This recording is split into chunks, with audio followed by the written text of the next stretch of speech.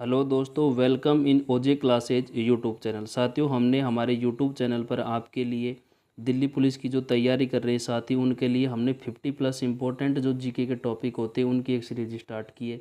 इसमें हमने topic number 1 जो हमने कल कराया था वो था हिमालय से संबंधित। हिमालय की पर्वतमाला से जितने भी क्वेश्चन हमारे एग्जाम में पूछे जाते वो हमने कल की वीडियो में कवर किए थे। आज हमारा टॉपिक नंबर 2 रहेगा और जो टॉपिक नंबर 2 है हमारा वो किससे रिलेटेड रहेगा साथियों? धर्म पर आधारित जनगणना 2011, भाषा जनगणना। यानी कि हमारा जो इम्पोर्टेंट टॉपिक है, मूल है, वो है जनगणना 2011 से संबंधित इम्पोर्टेंट फैक्ट, और इस पर आधारित क्वेश्चन हम इस वीडियो में कवर करेंगे। आज का मूल टॉपिक है जनगणना। इससे जो भी क्वेश्चन हमारे एग्जाम में आते हैं वो हम कंप्लीट इस वीडियो में कवर करेंगे। तो वीडियो में अंत तक ज़रूर बनी रहे। हमारे चैनल पर नए हैं तो चैनल को सब्सक्राइब और वीडियो को लाइक करें। और साथ ही अगर आप इसकी पीडीएफ डाउनलोड करना चाहते हैं तो हमारा टेलीग्राम चैनल वो ओजी क्लासेज के नाम से ही है साथियों, ठीक है।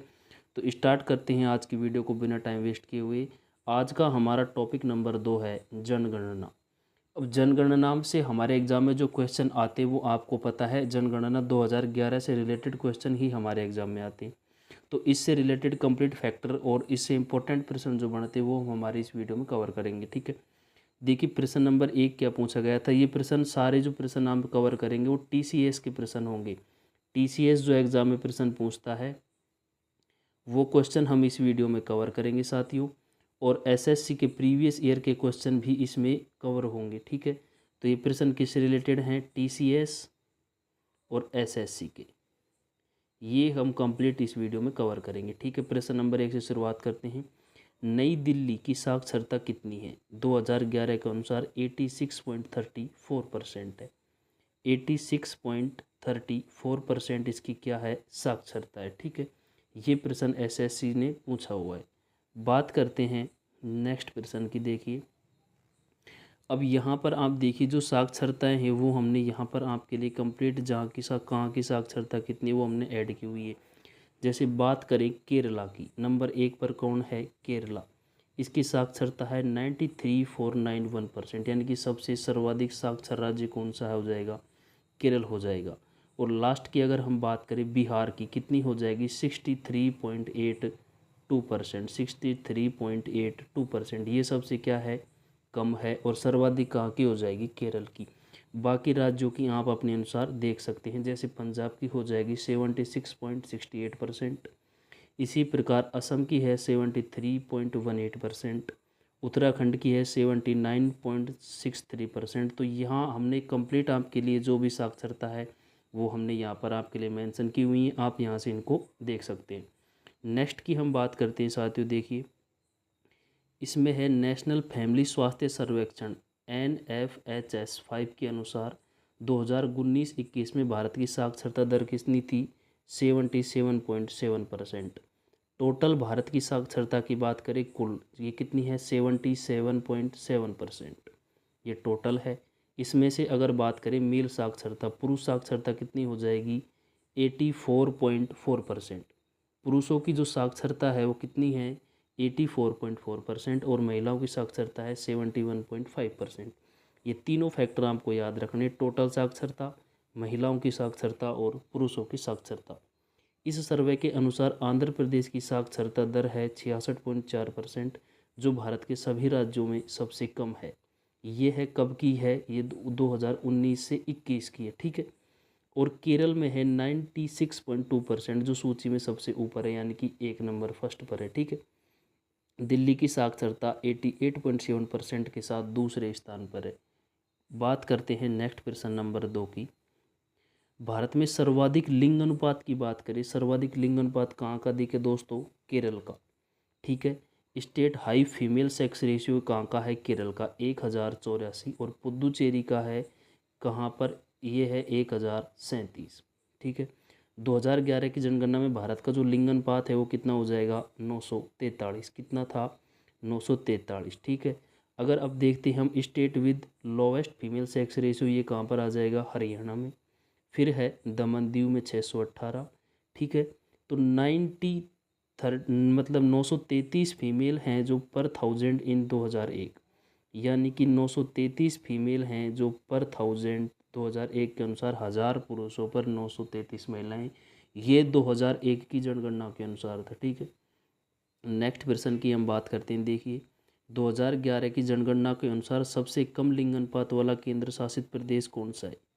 सबसे कम लिंग अनुपात की हम बात करें तो केंद्र शासित प्रदेश कौन सा हो जाएगा? दमन दीव, जहाँ पर लिंग अनुपात कितना है? केवल 618, ठीक है। यानी कि 1000 पुरुषों पर 618 महिलाएं हैं। और सर्वाधिक लिंग अनुपात वाला जो यूटी है वो हो जाएगा पुदुचेरी, यानी कि 1000 पुरुषों पर 1037 महिलाएं, ठीक है। ये बहुत अधिक कन्फ्यूजिंग वाले क्वेश्चन होते हैं साथियों, तो आप इनको बेहतर ढंग से रिकैप्चुलेट करें और अपनी तैयारी को बहुत अच्छी दिशा में ले जाएं, ठीक है। बात करते हैं हम 2011 की जनगणना में सर्वाधिक लिंग अनुपात वाला राज्य। केरल का लिंग अनुपात कितना था? 1084, ठीक है। भारत का लिंग अनुपात 943 था, ठीक है। 2001 के अनुसार अगर बात करें तो वो कितना था? 933 पर 1000 मेल्स इन 2001 के अनुसार। सेकंड हाईएस्ट कौन सा हो जाएगा? पुदुचेरी। बाल लिंग अनुपात की बात करें तो 919 महिलाएं प्रति 1000 पुरुष था, ठीक है। ये किसकी जनगणना है? 2001 के अनुसार हम अगर बात करें उसके अनुसार। अब बात करते हैं नेक्स्ट प्रश्न की। ये था प्रश्न नंबर, हमने 3 कवर कर लिया था। अब हम बात करते हैं नेक्स्ट था हमारा प्रश्न नंबर 4। देखिए 1947 में स्वतंत्रता के समय भारत की साक्षरता कितनी थी? उस टाइम की अगर साक्षरता की बात करें तो 12% थी। और 1951 की जनगणना में जो साक्षरता थी वो कितनी थी? 80.3%, ठीक है। यानी कि कितनी हो गई? 18.3%। 2011 की जनगणना के अनुसार साक्षर व्यक्ति जिसकी आयु 7 वर्ष से अधिक, जो किसी भी भाषा को समझ सकता है, पढ़ सकता है और उस साक्षर श्रेणी में रखा जाएगा। पढ़ सकता है, लिख सकता है, समझ सकता है, ठीक है। जिसकी आयु कितने वर्ष से ऊपर हो साथियों? 7 वर्ष से ऊपर होनी चाहिए। 2011 की जनगणना के अनुसार देश की साक्षरता 74.4%, जिसमें पुरुष साक्षरता 82.14% और महिलाओं की साक्षरता 65.46% है। यानी कि ये है टोटल 2011 के अनुसार टोटल साक्षरता की बात करें, जिसमें हम पुरुष साक्षरता की बात करें और महिला साक्षरता की बात करें तो ये अलग अलग रेशियो में दिया हुआ है। अब देखिए एक व्यक्ति जो पढ़ सकता है लेकिन लिख नहीं सकता, जनगणना के परिप्रेक्ष्य से क्या नहीं है? वो साक्षर नहीं है। जो व्यक्ति केवल पढ़ सकता है, लिख नहीं सकता, ठीक है। नेत्रहीन व्यक्ति जो ब्रेल लिपि पढ़ सकता है, शिक्षितों में शामिल किया जाता है। ये भी 2 इम्पोर्टेंट फैक्टर थे कि अगर कोई व्यक्ति जो देख नहीं सकता और वो ब्रेल लिपि है, जो जो व्यक्ति देख नहीं सकते उनके लिए लिपि चलती है पढ़ने के लिए, उसको अगर वो पढ़ सकता है तो उसको किस में शामिल किया जाएगा कि ये साक्षर है। नेक्स्ट प्रश्न की देखिए हम बात करते हैं। 2011 के अनुसार यूटी जनसंख्या सर्वाधिक है, तो सर्वाधिक जनसंख्या 2011 के अनुसार किसकी है? दिल्ली की है, ठीक है। उसके बाद आ जाएगी साथियों लक्षद्वीप की, फिर है दमन दीव, फिर है लद्दाख की, फिर दादरा नगर हवेली है, अंडमान निकोबार है, फिर चंडीगढ़ है, पुदुचेरी है, जम्मू और कश्मीर है, ठीक है। तो यहाँ पर सर्वाधिक पूछी गई थी तो सबसे ज़्यादा किसकी हो जाएगी? दिल्ली की। नेक्स्ट प्रश्न की देखिए हम बात करते हैं। प्रश्न नंबर 6 हो जाएगा हमारा। तो ये प्रश्न जो हम कवर कर रहे हैं साथियों, ये सारे जनगणना से इंपॉर्टेंट फैक्ट हैं कि किस प्रकार एग्जाम में टीसीएस क्वेश्चन पूछता है। इसी प्रकार दिल्ली पुलिस का जो एग्ज़ाम कंडक्ट कराया जा रहा है 14 नवंबर से, वो भी टीसीएस कंडक्ट करा रहा है।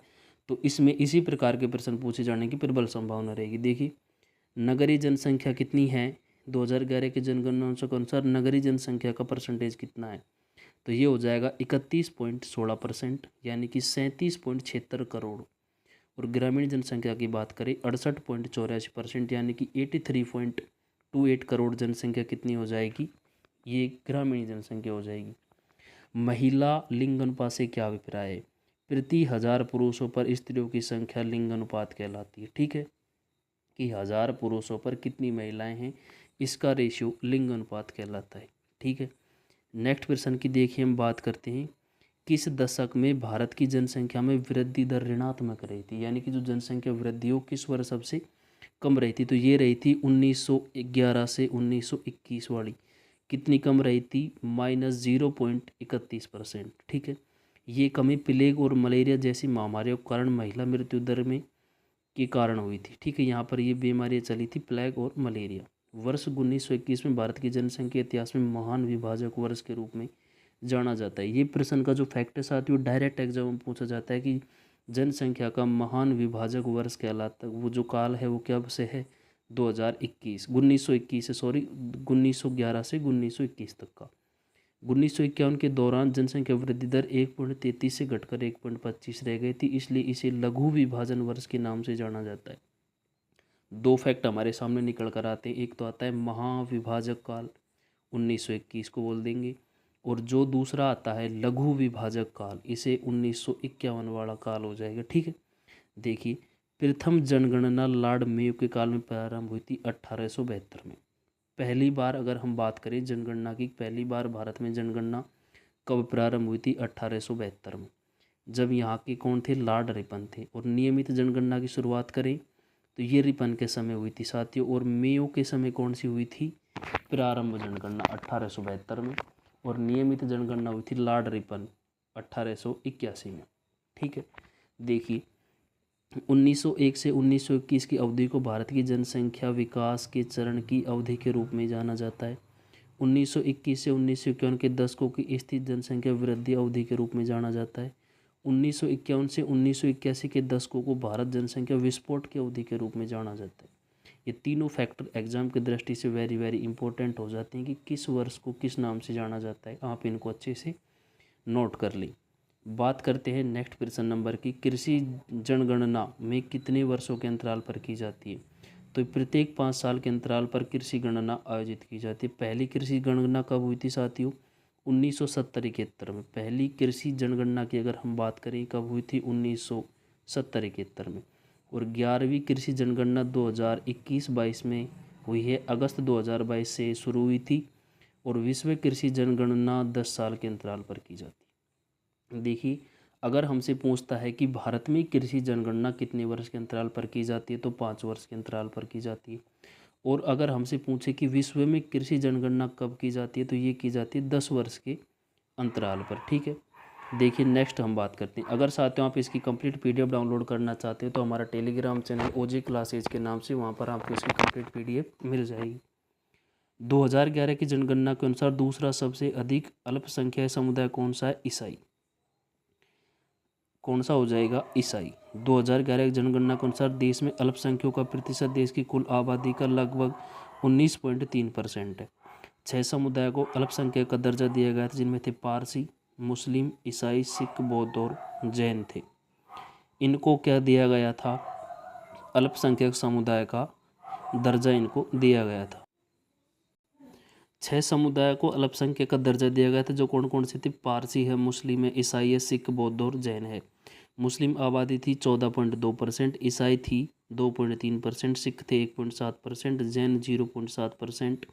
ठीक है, और जैन और पारसी ये कितने थे? 0.006%। हिंदू थे 96.63 करोड़ 79.8%।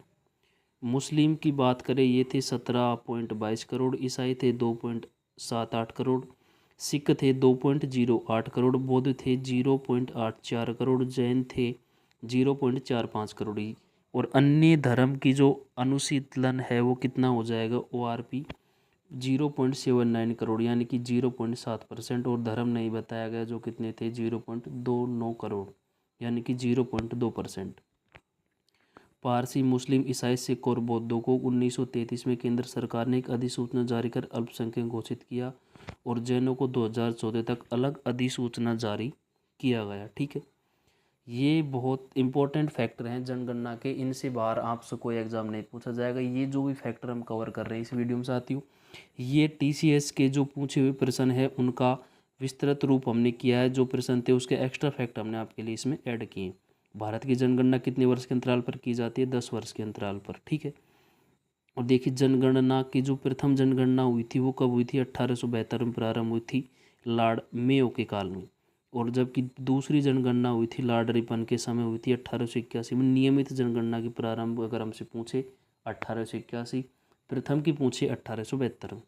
देशवीं 16वें जनगणना स्वतंत्रता के बाद की 8वीं के रूप में 2021 की प्रक्रिया अब 5 सितंबर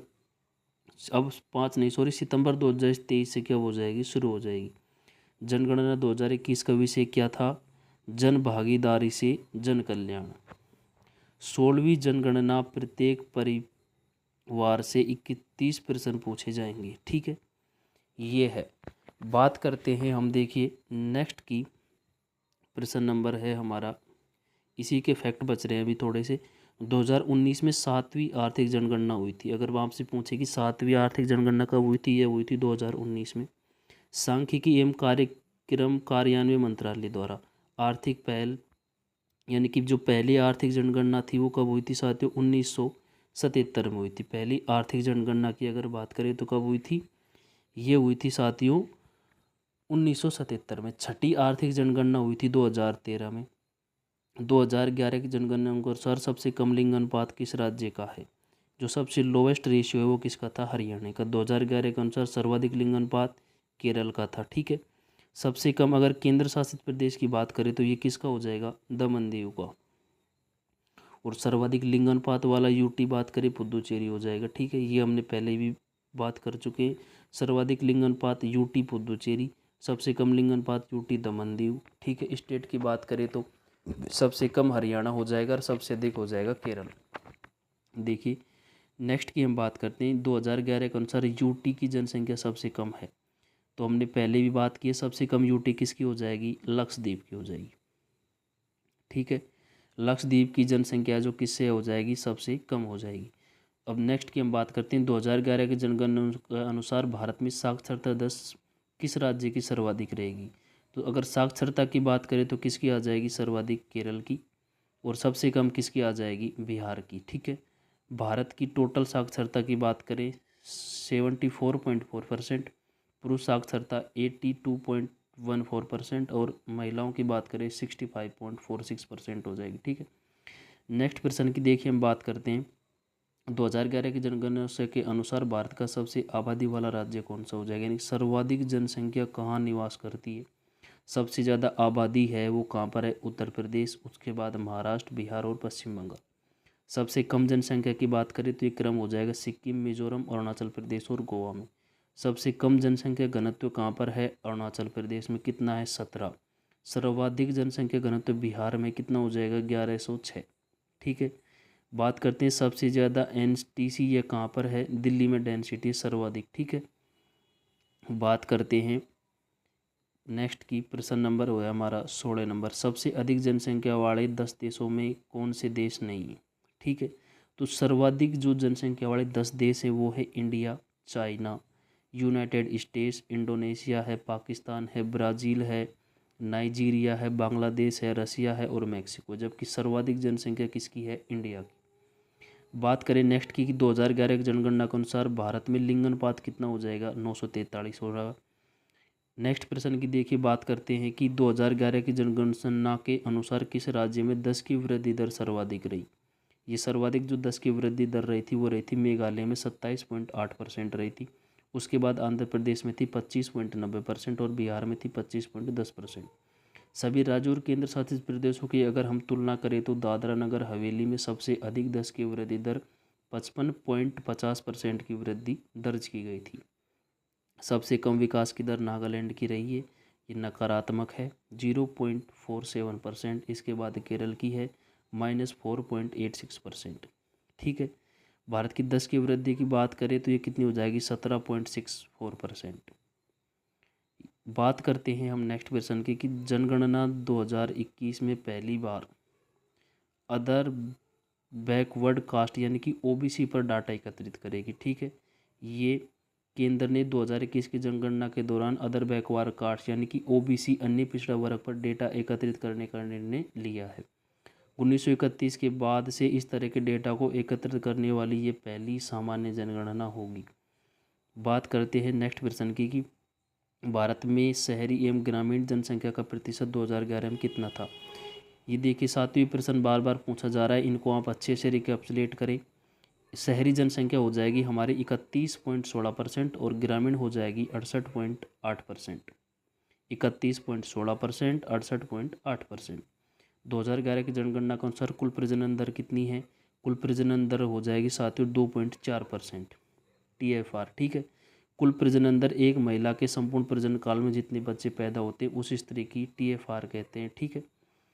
देखिए 2011 की जनगणना के अनुसार भारत में सर्वाधिक जन्म दर वाला राज्य था मेघालय और सबसे जो कम जन्म दर वाला राज्य रहा है वो रहा है नागालैंड।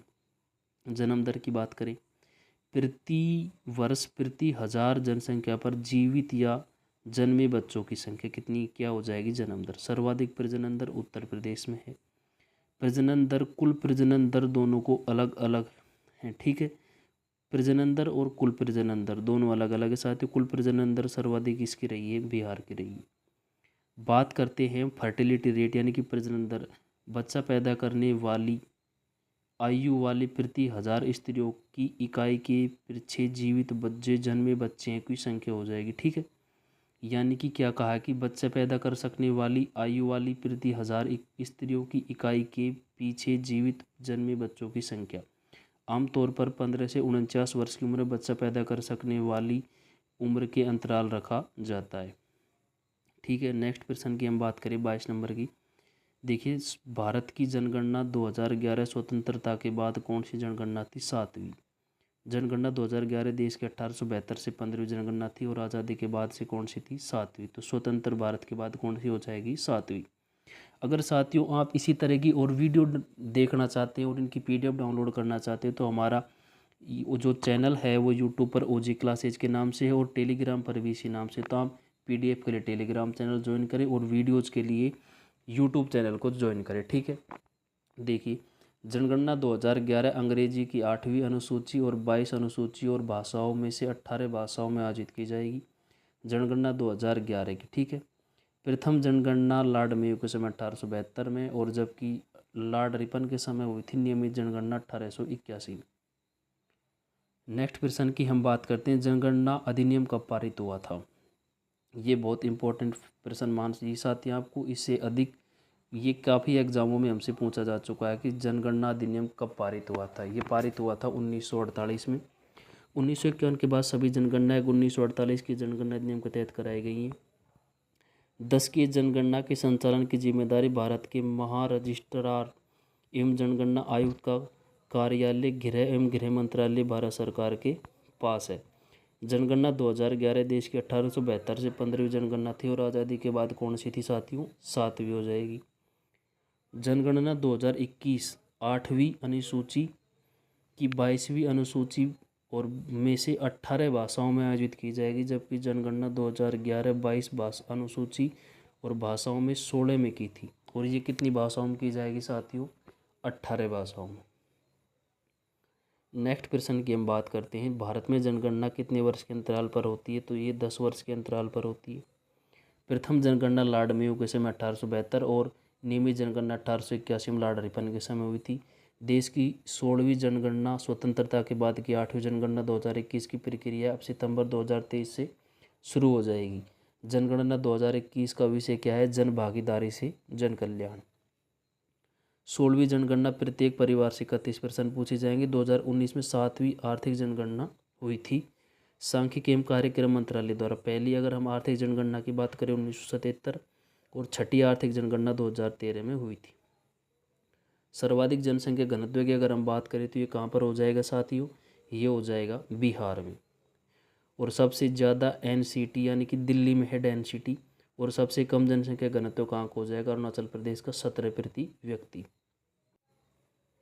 भारत में प्रथम बार जनगणना कब हुई थी, तो ये भी कब हुई थी साथियों, 1872 में लॉर्ड रिपन के समय। नियमित की बात करें तो ये लॉर्ड मेयो के समय हुई थी पहली और रिपन के समय हुई थी नियमित जनगणना 1881 में, पहली हुई थी 1872 में। आधुनिक किस्म की प्रथम जनगणना 1790 में पहली बार अमेरिका में कराई गई थी, ठीक है। 2011 की जनगणना के अनुसार भारत का घनत्व कितना था। 2011 के अनुसार घनत्व 382 प्रति वर्ग किलोमीटर, 10 की वृद्धि थी, 17.72% थी।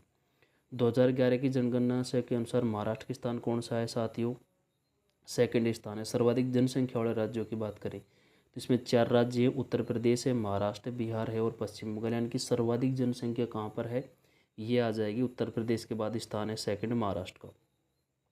आजकल पहले वाला ना पूछकर सेकंड पूछा जाता है, तो आप सेकंड पर अधिक फोकस करें।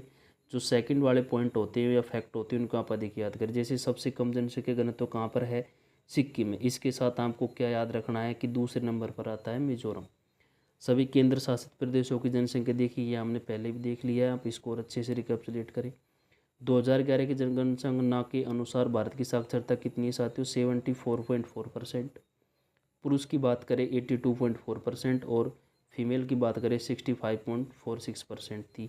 तो ये जनगणना हमने पहले भी देख चुके हैं। देखिए नेक्स्ट क्वेश्चन में हम बात करते हैं जनसंख्या में भारत चीन को पछाड़कर कौन से नंबर पर आ गया है। फर्स्ट नंबर पर। अब सर्वाधिक जनसंख्या कहाँ पर है? इंडिया में। पहले कहाँ थी? चीन में। संयुक्त राष्ट्र की the state of world population report 2023 के आंकड़ों के मुताबिक भारत ने चीन को जनसंख्या के मामले में सेकंड स्थान पर कर दिया। यानी कि हम जनसंख्या के मामले में कौन से स्थान पर आ गए हैं? फर्स्ट स्थान पर। रिपोर्ट के अनुसार भारत की वर्तमान जनसंख्या 142.86 करोड़ हो गई, जबकि चीन की जनसंख्या 142.57 करोड़ है। देखिए 31वां प्रश्न है हमारा, सबसे कम जनसंख्या घनत्व किस राज्य का है? तो ये अरुणाचल प्रदेश का है। सबसे अधिक बिहार का है। ठीक है। सबसे ज़्यादा अगर हम बात करें जनसंख्या कहाँ निवास करती है? दिल्ली में। और सबसे कम अगर हम बात करें तो ये कहाँ पर हो जाएगी? पश्चिम बंगाल। ठीक है। अब हम बात करते हैं कि भारत की जनसंख्या विस्फोट अवधि को किस अवधि के रूप में जाना जाता है। तो ये थी 1951 से 81। मैंने पहले भी आपको बताया था कि ये तीनों दशकीय जो वृद्धि दर हैं आपको याद रखनी है कि किस वर्ष को क्या कहा जाता है। अब देखिए 1901 से 1921 की अवधि को जनसंख्या विकास की स्थिति के चरण की अवधि, यानी कि जनसंख्या के विकास की स्थिति चरण की। 1921 से अगर 51 की बात करें तो इसको जनसंख्या वृद्धि दर की अवधि के रूप में जाना जाता है। और अगर हम बात करें जनसंख्या विस्फोट तो ये था 1951 से 1981। ठीक है। अब देखिए 1911 और 1921 में जो दशक में जो वृद्धि दर रही थी वो रही थी ऋणात्मक। ये कमी किसके कारण हुई थी? प्लेग और महामारी मृत्यु के कारण हुई थी। वर्ष 1921 को क्या कहा जाता है? महान विभाजक काल। 1951 को क्या कहा जाता है साथियों? इसको क्या कहा जाता है? लघु विभाजक काल। ठीक है। प्रथम जनगणना 1872 लॉर्ड मेयो, नियमित जनगणना 1881 लॉर्ड रिपन के समय। तो अब तक उम्मीद करते हैं फैक्ट आपको याद हो गए होंगे। अब हम SC/ST जनगणना से संबंधित जो फैक्ट है वो हम देखते हैं। 2011 के जनगणना के अनुसार देश में अनुसूचित जनजाति ST व्यक्तियों की कुल जनसंख्या कितनी थी?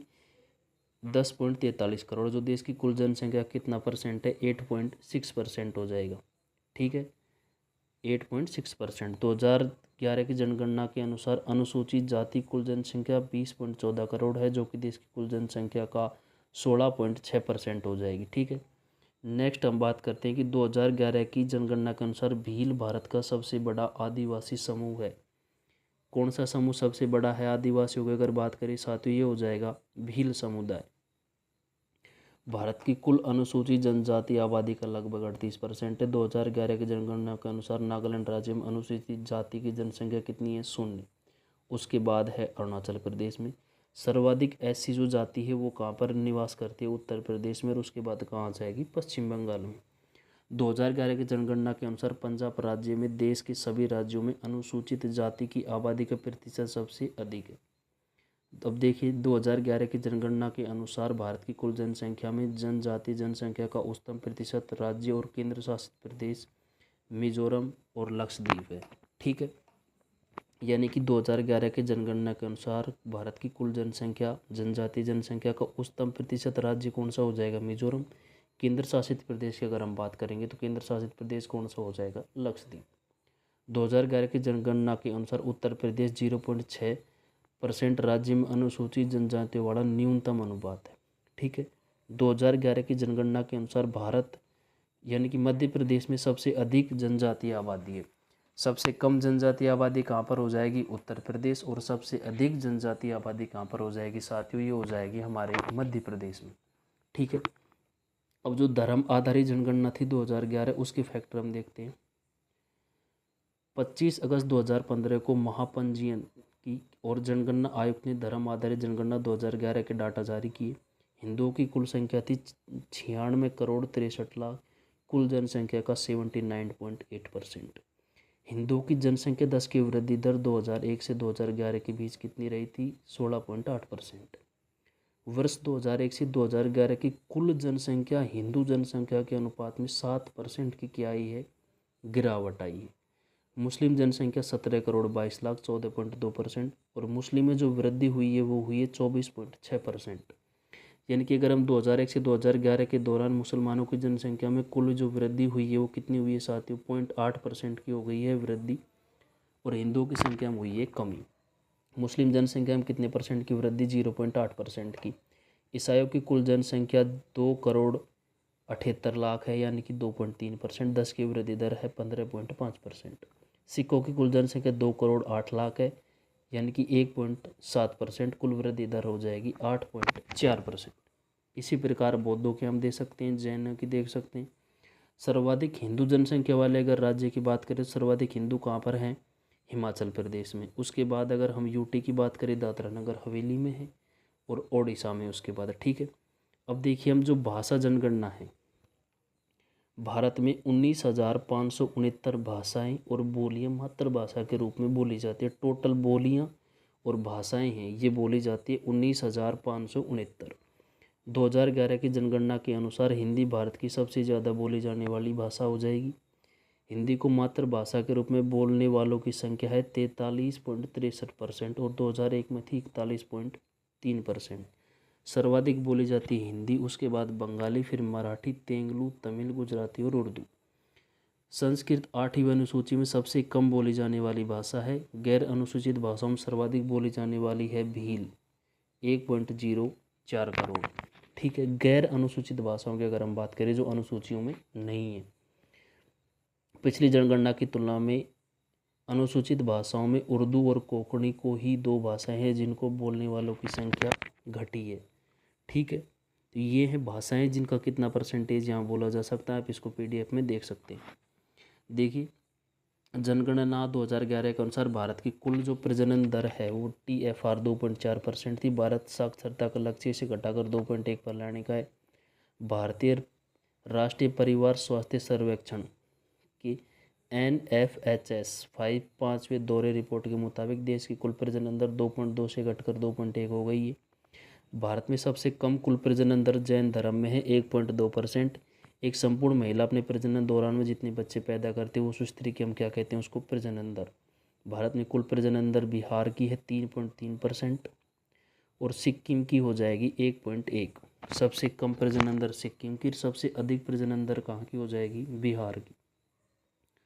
वर्तमान में 5 राज्य ऐसे जहाँ प्रजनन दर राष्ट्रीय औसत से अधिक है। बिहार में 2.98, मेघालय में 2.91, उत्तर प्रदेश 2.35, झारखंड 2.26 और मणिपुर में 2.17। दक्षिण कोरिया 0.81 पर दुनिया का सबसे कम कुल प्रजनन दर वाला देश है। सबसे कम अगर देश की बात करें तो कहाँ पर आ जाएगी? दक्षिण कोरिया में। अब देखिए, जनगणना के अनुसार 2011 जो अन्य फैक्ट हैं जो आपको मालूम नहीं है, जो हाल ही में जिन आंकड़ों को शामिल किया गया एग्जामों की दृष्टि से, TCS में, SSC में, रेलवे में जो पूछे जाते हैं वो हम इसमें और देखते हैं। 2011 के अनुसार सबसे कम जन्म दर कहाँ की है? केरल के ग्रामीण क्षेत्रों में 14.3 और हिमाचल प्रदेश के शहरी क्षेत्रों में 10.5 दर्ज की गई है। भारत में शहरीकरण का स्तर, जिसे आर्थिक विकास का सूचकांक माना जाता है, 2001 में 27.81% से बढ़कर 2011 में 31.16% तक हो गया है। 2011 की जनगणना में शहरीकरण का उच्चतम स्तर दिल्ली में कितने रैंक पर है? 1 नंबर पर है। और अगर हम बात करें कि राज्यों में 62.2% शहरी आबादी के साथ गोवा सबसे अधिक शहरीकृत राज्य बन गया है। सभी राज्यों और केंद्र शासित प्रदेशों में दिल्ली 97.5%, यूटी की बात करें चंडीगढ़ हो जाएगा हमारा 97.25% शहरी आबादी के साथ सबसे अधिक शहरीकृत है। देखिए, प्रमुख राज्यों में गोवा, फिर मिजोरम है, तमिलनाडु, केरल, महाराष्ट्र। ठीक है, सबसे अधिक शहरीकृत राज्य हैं। अब ये जो फैक्टर हैं पहले पूछे जाते थे, पहली जनगणना कब हुई थी, किसके समय हुई थी, अब पूछे जा रहे हैं जनगणना के जो फैक्ट है कि कहाँ सबसे अधिक जनसंख्या पाई जाती है, किसका शहरीकरण अधिक है, किसका ग्रामीणीकरण अधिक है। इस प्रकार के फैक्ट एग्जामों में आजकल ज़्यादा पूछे जा रहे हैं। तो अगर आप ये PDF डाउनलोड करना चाहते हैं तो टेलीग्राम चैनल OJ क्लासेज पर आपको कंप्लीट PDF मिल जाएगी। 2011 की जनगणना के अनुसार उत्तर प्रदेश में 155.11 मिलियन ग्रामीण लोगों के साथ सबसे बड़ी ग्रामीण जनसंख्या है। 2011 की जनगणना के अनुसार देश में कुल ग्रामीण जनसंख्या 833.1 मिलियन है। हिमाचल प्रदेश में 89.57% ग्राम आबादी के साथ सबसे अधिक ग्रामीण राज्य, जिसके बाद बिहार का स्थान। यानी कि सबसे अगर अधिक हम बात करें कि ग्रामीण आबादी वाला राज्य कौन सा है? हिमाचल प्रदेश। ठीक है, 2011 की जनगणना भारत में के आयुक्त कौन थे? C चंद्रमौली। ठीक है, 2011 की जनगणना के अनुसार 8 राज्य अधिकतर प्राप्तकारी समूह एम्पावर्ड एक्शन ग्रुप EAG राज्यों के तहत सूचीबद्ध हैं। बिहार है, छत्तीसगढ़ है, मध्य प्रदेश, ओडिशा, राजस्थान, उत्तर प्रदेश, उत्तराखंड आदि। प्राप्त कार्य समूह EAG राज्य वे हैं जो जननांकीय संक्रमण से पिछड़ गए और देश में शिशु मृत्यु दर सबसे अधिक है। ठीक है। जनगणना का संचालन या महापंजीयन कार्यकाल जनगणना आयुक्त गृह और गृह मंत्रालय द्वारा किया जाता है। जनगणना 2011 के अनुसार 45.6 करोड़ भारतीय यानी कि 38% प्रवासी हैं जो अब अपने पिछले निवास से अलग एक अन्य स्थान पर बसे हैं। 2001 में ये आंकड़ा 31.45 करोड़ था, जनसंख्या का 31%। उत्तर प्रदेश और बिहार ऐसे राज्य जहां सभी राज्यों में सबसे अधिक संख्या में शुद्ध प्रवासी थे। 2011 की जनगणना के अनुसार उत्तर प्रदेश में जनसंख्या 19.98 करोड़ और भारत की में कितनी हो जाएगी 16.16% जनसंख्या है। ठीक है। नेक्स्ट की हम बात करते हैं कि 1.1 करोड़ जनसंख्या के साथ 2011 की जनगणना में भारत सबसे अधिक जनसंख्या वाला जिला ठाणे और पुणे था।